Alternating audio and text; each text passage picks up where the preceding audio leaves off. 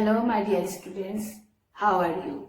I hope all of you are very fine by the blessings of Almighty Allah. Dear students, I believe you are continuing your study by taking help from online classes and preparing yourself for the next exam. Dear student, welcome to my online English class. Let me introduce myself. I am Shamali Mustafa, lecturer, Department of English, Milestone College, Uttara, Dhaka. Dear young learners, our today's topic is punctuation. You know, it is one of the easiest item in English second paper. You will get it in question number 11. It contains 5 marks. Dear students, let's start the class.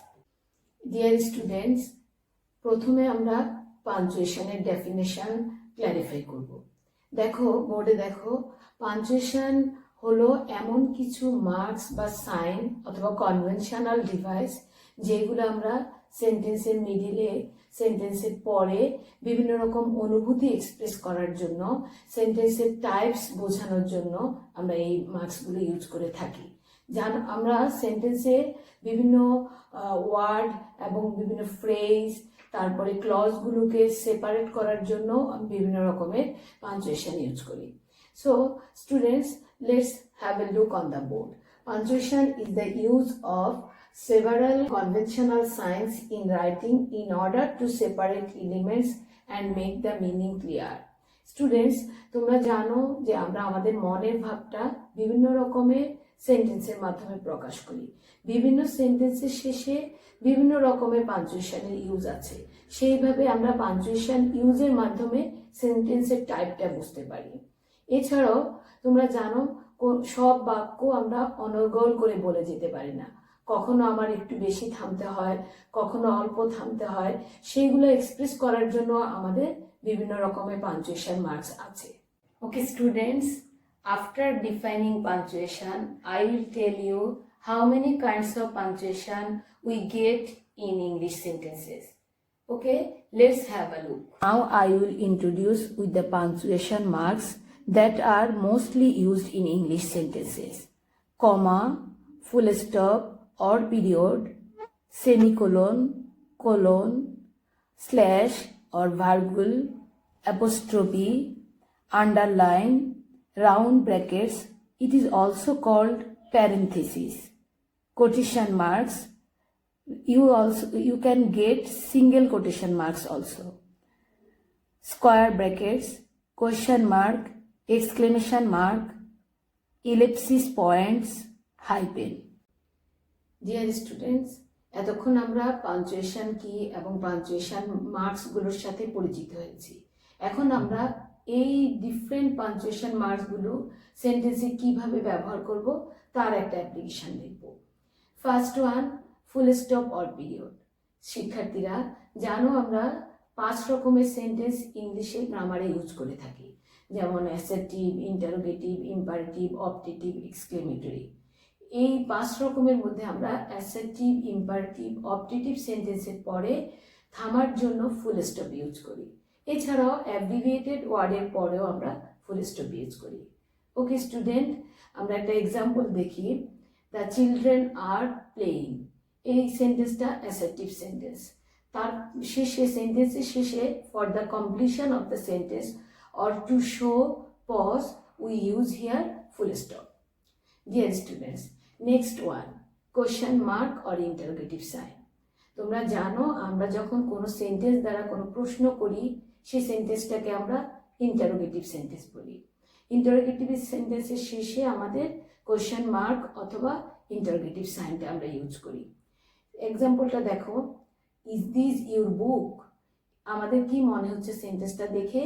মনে হচ্ছে যে এটা একটা question, তাই আমরা এই সেন্টেন্সের শেষে ফুল স্টপ না দিয়ে আমরা একটা ইন্টারোগেটিভ সাইন দিব।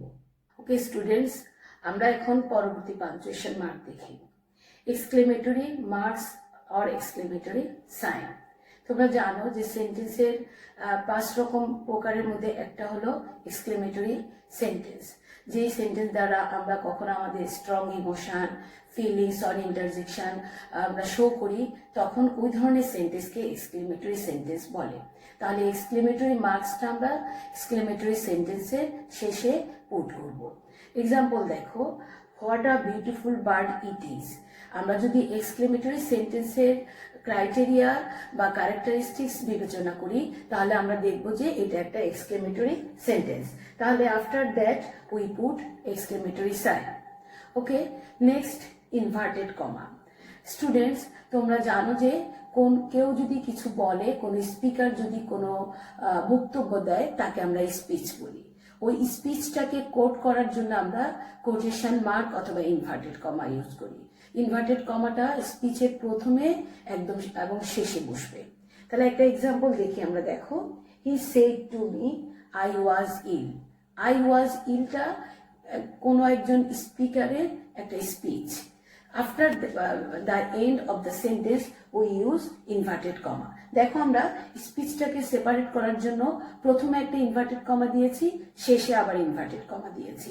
আরেকটা জিনিস এক্ষেত্রে মনে রাখবা যে আমরা সেন্টেন্সের শেষে যে ফুল স্টপ অথবা কমা ইউজ করি, সেইগুলো লাস্ট ইনভার্টেড কমার আগে আমাদের ব্যবহার করতে হবে। Okay dear student, next punctuation mark comma. Comma আমরা ইংলিশ সেন্টেন্সে কমনলি ইউজ করি। তোমরা জানো যে to separate same parts of speech, অথবা কোনো সেন্টেন্সে দুটা ইন্ডিপেন্ডেন্ট ক্লজকে সেপারেট করার জন্য সেম অ্যাডজেক্টিভ, অথবা কোনো ওয়ার্ডকে একটা সেন্টেন্সে ডিফারেন্ট ওয়ার্ডকে সেপারেট করার জন্য আমরা কমা ইউজ করি। এছাড়াও কানেক্টরের পরে ইয়েস, নো অথবা অ্যাপোজিটিভের পরে আমরা কমা ইউজ করি। এছাড়া আরও কমার ইউজ আছে, যেমন তারিখের পরে, মাস বা বছরের পরে, নামের পরে আমরা কমা ইউজ করি। ওকে student, let's have a look on the example. He was author, actor and singer. এই সেন্টেন্সে আমরা তিনটা নাউন দেখছি, same parts of speech. Separate করার জন্য আমরা নাউনগুলোর পরে কমা ইউজ করেছি এবং লাস্টের নাউনের আগে অ্যান্ড দিব। এরপরে পরের পাঞ্চুয়েশন মার্কসটা হলো অ্যাপোস্ট্রফি।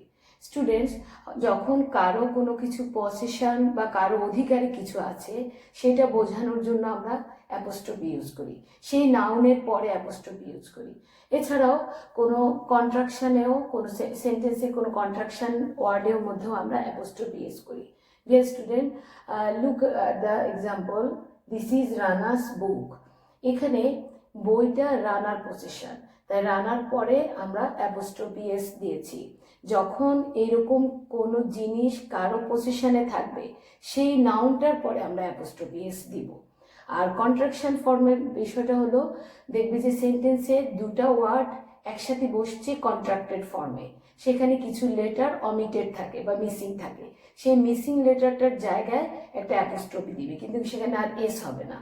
একটা এক্সাম্পল, এই ক্ষেত্রে একটা এক্সাম্পল তোমরা চিন্তা করো, হোয়াটস ইউর প্রবলেম।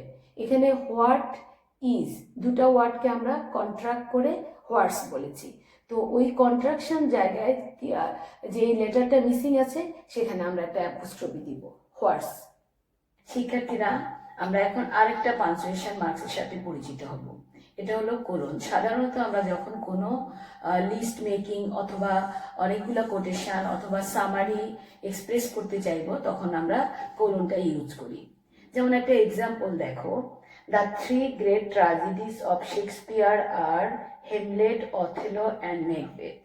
এখানে আমরা শেক্সপিয়ারের ট্র্যাজেডিগুলোর লিস্ট শো করছি, সেই জন্য লিস্টটা দেওয়ার আগে আমরা কোলন ইউজ করলাম। এটা ছাড়াও আরেকটা বিষয় হলো, যখন আমরা কোনো একটা ক্লজ লিখলাম, ওই ক্লজটাকে এক্সপান্ড অর ইলাস্ট্রেট করার জন্য আমরা আরেকটা ক্লজ, সেকেন্ড ক্লজ ব্যবহার করব, তখনও আমরা মিডলে কোলন ইউজ করব। প্রিয় শিক্ষার্থীরা, আমরা এখন অন্য আরেকটা পাঞ্চুয়েশন মার্কসের সাথে অ্যাকোয়েন্টেড হব। দেখো, নেক্সট হাইপেন। হাইপেনটা আমরা অনেকগুলো কম্পাউন্ড ওয়ার্ড দেখতে পাই ইংলিশ সেন্টেন্সে, যেমন father in law, Eid ul Fitr, hard working, out of date, old fashion, এইরকম কম্পাউন্ড ওয়ার্ডগুলোর দুটা এলিমেন্টকে আলাদা করার জন্য মাঝখানে আমরা হাইপেন ইউজ করি। একটা এক্সাম্পল দেখি, he drives an old fashion car. এখানে একটা কম্পাউন্ড ওয়ার্ড আছে এই সেন্টেন্সে, ওল্ড ফ্যাশন। তো ওল্ড ফ্যাশনের ওল্ড আর ফ্যাশনের মাঝখানে আমরা হাইপেন ইউজ করি। এরকম আমাদের যখন কম্পাউন্ড ওয়ার্ডগুলো আসবে তখন আমরা হাইপেন মাঝখানে দুটা ওয়ার্ডের মাঝখানে আমরা প্লেস করব। এরপরে সেমিকোলন। সেমিকোলন কমার চেয়ে আরেকটু বেশি পজ বোঝাতে আমরা সেমিকোলন ইউজ করি। সাধারণত দুটা ইন্ডিপেন্ডেন্ট ক্লজকে আমরা একটা কম্পাউন্ড সেন্টেন্স যখন সেপারেট করব তখন বিভিন্ন রকম কনজাংশন ইউজ করি। Suppose, and, but, or, yet. ওই জায়গাগুলোতে কনজাংশন যদি না ইউজ করতে চাই তখন আমরা সেমিকোলন ইউজ করতে পারি। এক্ষেত্রে মনে রাখবে, যদি আমরা ইন্ডিপেন্ডেন্ট ক্লজগুলোকে সেপারেট করি তখন আমরা কিন্তু দুটা গ্রামাটিক্যালি কারেক্ট সেন্টেন্স পাবো, এবং চাইলে কিন্তু আমরা সেমিকোলনকে ফুল স্টপের সাথেও রিপ্লেস করতে পারবো। Okay, let's have a look at the example. Man proposes, god disposes. দেখো দুটা ক্লজ যেখানে আমরা ফাইনাইট ভার্ব সাবজেক্ট পাচ্ছি। চাইলে আমরা এই দুটা ক্লজকে, ইন্ডিপেন্ডেন্ট ক্লজকে আমরা সেন্টেন্সের মতো আলাদাও ব্যবহার করতে পারবো। যদি আমরা একসাথে ব্যবহার করতে চাই তখন আমরা দুটা ক্লজের মাঝখানে সেমিকোলন ব্যবহার করব। শিক্ষার্থীরা, আমরা এতক্ষণ অনেকগুলো পাঞ্চুয়েশন মার্কের সাথে পরিচিত হলাম। এখন আমরা ক্যাপিটালাইজেশনটা দেখব। তাহলে ক্যাপিটালাইজেশনটা কি? তোমরা দেখবে যে যখন আমরা ইংলিশ সেন্টেন্সটাকে রিটেন স্টেটমেন্টে লিখি আমরা কিছু কিছু লেটার ক্যাপিটাল লেটারে লিখি, সেটাই হলো ক্যাপিটালাইজেশন। কিন্তু ক্যাপিটাল লেটার লেখার জন্য আমাকে কিছু রুল ফলো করতে হবে। ফার্স্ট ওয়ান, প্রত্যেকটা সেন্টেন্স স্টার্ট হয় ক্যাপিটাল লেটার দিয়ে। তারপরে the pronoun I is always written in capital letter. Moreover, যখন তোমরা প্রপার নাউনগুলো লিখবা, প্রপার নাউন সেন্টেন্সের প্রথমে, শেষে বা মিডলে যেখানেই বসুক, প্রপার নাউন সবসময় ক্যাপিটাল লেটার দিয়ে স্টার্ট হবে। এছাড়া যখন আমরা কোনো একটা টপিক্সের টাইটেল লিখব, টাইটেলের মেইন ওয়ার্ডগুলোর ফার্স্ট লেটারটা ক্যাপিটাল দিবা। প্রিয় শিক্ষার্থীরা, আমরা এখন সেন্টেন্সে ক্যাপিটালাইজেশনের ইউজটা একটু দেখব। এক্সাম্পলটা দেখো, Dhaka is the capital of Bangladesh.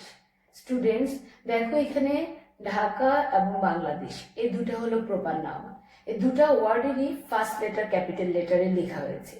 এটা ছাড়াও ঢাকা এই সেন্টেন্সের প্রথম ওয়ার্ড, তাই ঢাকার ডিটা ক্যাপিটাল লেটার। এটা তোমরা মার্ক করবে যে যে কোনো sentence start with capital letter, English sentence. Number 2, all I want is a pastry. এখানে দেখো আই কিন্তু প্রথমে না, সেকেন্ড পজিশনে, তারপরও আই ক্যাপিটাল লেটার। এটা তোমরা মার্ক করবে, I is always written in capital letter. এইরকম করে আমরা যখন ফার্স্ট লেটার লিখবো, কোনো সেন্টেন্সের ফার্স্ট লেটার লিখবো সেটা ক্যাপিটাল রাখবো। তারপর কোনো টাইটেলের মেইন ওয়ার্ডসের প্রথম লেটারটা আমরা ক্যাপিটাল দিব। তারপর আই সব সময় আমরা ক্যাপিটাল লেটারে লিখবো। ডিয়ার স্টুডেন্টস, আশা করি পাঞ্চুয়েশন এবং ক্যাপিটালাইজেশন তোমাদের সম্পর্কে তোমাদের অনেক আইডিয়া হয়েছে। এখন তোমরা কারেক্টলি এই পাঞ্চুয়েশন এবং ক্যাপিটালাইজেশনগুলো ব্যবহার করতে পারবে। আমরা এখন আমাদের বোর্ড কোশ্চেন থেকে একটা প্র্যাকটিস করব, তাহলে আমাদের আইডিয়াটা, আমাদের কনসেপ্ট আর একটু ক্লিয়ার হবে। ওকে, লেটস প্র্যাকটিস। প্রথমে আমরা প্যাসেজটা পড়ব। তোমরা কোশ্চেনে এরকম কয়েকটা সেন্টেন্স দেখবা যেখানে ক্যাপিটালাইজেশনের কোনো ইউজ হয়নি এবং পাঞ্চুয়েশন মার্কসগুলোও মিসিং থাকবে। তো তুমি যেখানে যেই পাঞ্চুয়েশনটা ইউজ হবে মনে হবে সেইখানে সেটা ইউজ করবে, সেই জায়গায় তুমি ওই পাঞ্চুয়েশন মার্কসটাকে প্লেস করবে, তারপরে ক্যাপিটাল লেটারটা দিবে। কিন্তু মনে রাখবে যেই জায়গাটাতে তুমি কারেকশন করেছো তার নিচে আন্ডারলাইন করবে এবং ফুল টেক্সটটা, ফুল প্যাসেজটা লিখতে হবে। প্রশ্নে যে টেক্সটটা পাবে পুরাটাই তোমার কপিতে তুলতে হবে। কপিতে তোলার সময় কারেকশন করে, আন্ডারলাইন করে তারপর তুমি টেক্সটটা কমপ্লিট করবে। আচ্ছা, আমরা প্যাসেজটা একটু পড়ি। Why are you late, always try to attend the class. এখানে আমাদের মনে হচ্ছে কোনো পজ বা স্টপ নাই, তাহলে আমরা সেন্টেন্সটা কি কারো স্পিচ মনে হচ্ছে, তাহলে আমাদের শুরুতে ইনভার্টেড কমা হবে। ডাব্লিউ ফার্স্ট লেটার, তাহলে আমার ক্যাপিটাল লেটার হবে ডাব্লিউ। তারপর সেন্টেন্সটা দেখে মনে হচ্ছে এটা একটা ইন্টারোগেটিভ সেন্টেন্স, কোনো কোশ্চেন মার্ক, তাহলে আমরা সেন্টেন্সের শেষে একটা ইন্টারোগেটিভ সাইন দিব। Always try to attend the class regularly, এইখানে এটা আরেকটা অ্যাসার্টিভ সেন্টেন্স, তাহলে আমরা ফার্স্ট লেটারটা ক্যাপিটাল লেটার দিব। তারপর আমরা জানি যে অ্যাসার্টিভ, ইম্পারেটিভ এবং অবজেক্টিভ সেন্টেন্সের পরে আমরা ফুল স্টপ দিব, তাহলে এখানে ফুল স্টপ দিলাম আর ইনভার্টেড কমা ক্লোজ করলাম। এরপরে সেন্টেন্সটা পড়ো। Yes sir, the student said to the teacher. এটা অন্য কারো স্পিচ, তাহলে আমার এখানে আবার ইনভার্টেড কমা শুরু।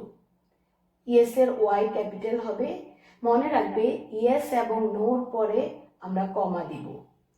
স্যার একটা অ্যাডভোকেশন, কাউকে কোনো রকম সম্বোধন করলে তারপরে আমরা কমা দিব।